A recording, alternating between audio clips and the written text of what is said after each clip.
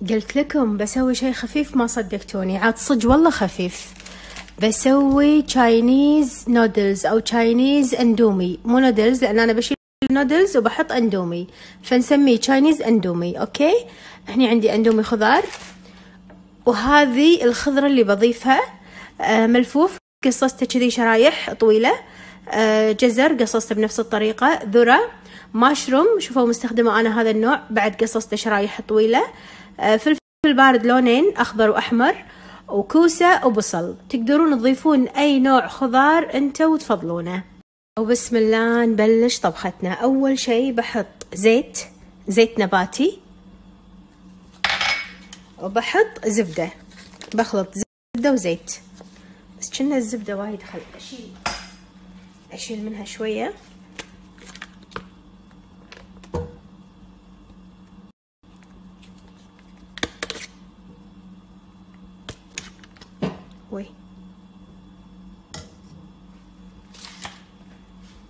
اهم شيء لاحظته ان انا قلت بسم الله نبلش طبختنا. الحين الاندومي صار طبخه، الله يا الدنيا، احنا نسميه 10 رفله. متى صار طبخه؟ يلا ما عليه. شوفوا الحين كل انواع الخضار اللي انا مقصصتها، كل الانواع بضيفها فوق الزبده والزيت، كل شيء مع بعض. اوكي، لان احنا بنشوحها تشويح، ما نبيها تستوي بس تتشوح. بسم الله.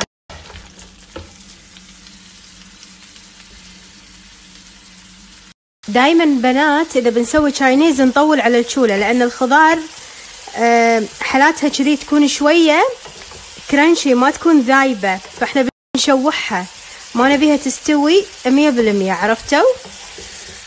فنطول على الشولة ونقلب.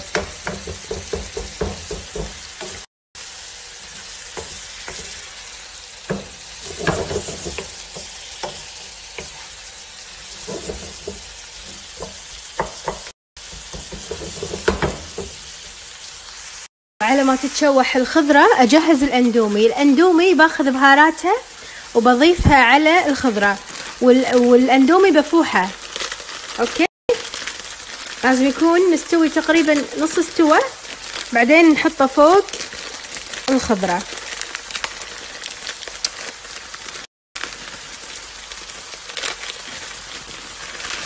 هذا الأندومي حاطة أنا ماي هني، لحظة، أنا حاطة هني ماي حار أسلق فيه الأندومي بدون بهارات بدون ولا شيء، بس أبي يستوي نص استوى.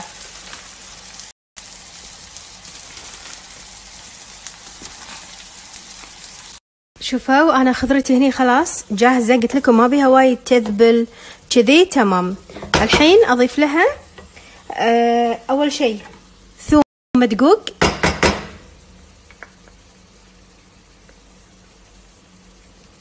اوكي، فصين ثوم واقلب. ضفت الثوم، اضيف الحين الصويا صوص، هني عندي صويا صوص الثك الثقيله، اوكي، وسويت اند تشيلي، وبضيف بهارات الاندومي. طبعا بضيف بس هذا الفلفل، عاد انتوا كيفكم حسب الرغبه.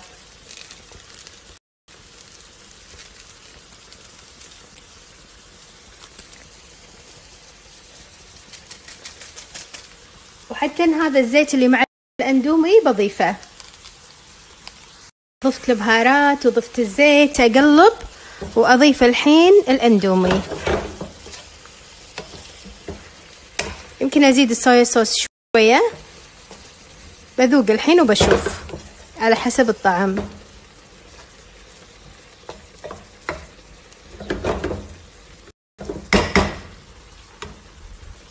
الحين اشيل الاندومي بسم الله، وانزله فوق الحمسه اللي سويتها. بسم الله.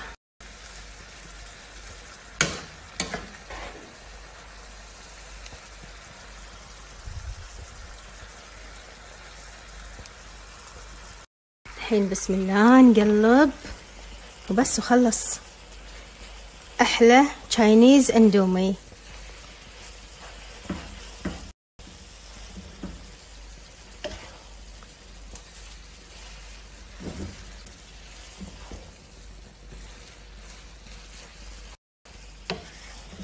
خلي قلبه عدل، يبيلي شوكة، هذا ما ينفع. تشوفون الجمال؟ لذيذ. ما راح اضيف صويا صوص، كافي. بس اقلب عدل واحطه بماعون التقديم وبالعافية. عشاء لذيذ وسهل وخلصنا.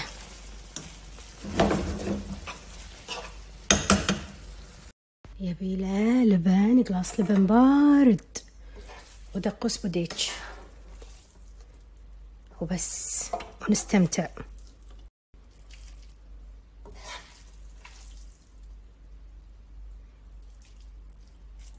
طبعا تقدرون تسوون نفس الطريقة على النودلز حق اللي ما يحبون الاندومي، او على الشعرية بلاليط العادية، بعد تفوحونها وتسوونها بنفس الطريقة، تطلع لذيذة.